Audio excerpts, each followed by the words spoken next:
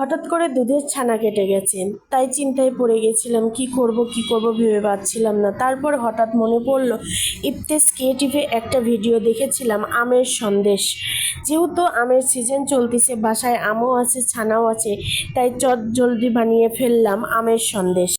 তার জন্য বেশি কিছু আমাদের উপকরণ লাগছে না। প্রথমে আমি প্যানে একটু সামান্য ঘি গরম করে নিয়েছি।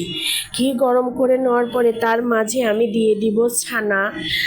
একটা আম আমি পিউরি করে নিয়েছি, ব্লেন্ডারের সাহায্যে করে নিয়েছি, আপনারা হাতে চটকেও করে নিতে পারেন। সমস্ত কিছু একসাথে আমি ভালো করে মিশিয়ে নিব। তারপর এর মাঝে আমি চিনি দিয়ে দিব। যে যেমন মিষ্টি খান সেরকম চিনি দিয়ে দিবেন। এর মাঝে আমি একটু এলাচ গুঁড়োও দিয়েছি, একটু ভালো ফ্লেভার আসার জন্য। আমি রান্না করতে ভালোবাসি, তাই যার যার নতুন নতুন আমি ভিডিও দেখি রান্নার, আমি বাসাতে ট্রাই করি করার জন্য।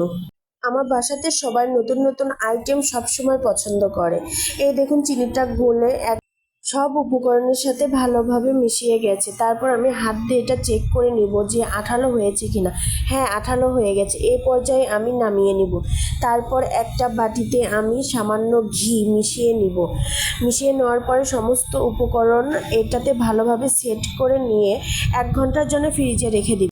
আমার মেয়ে মিষ্টির মতো করে খাবে, সে নিজেই মিষ্টির মতো করে গোল গোল করে শেপ দিয়ে নিচ্ছে, তাই আমিও একটু ভাবলাম গুঁড়ো দুধের মাঝে একটু সেট করে নিই, দেখতেও সুন্দর লাগবে।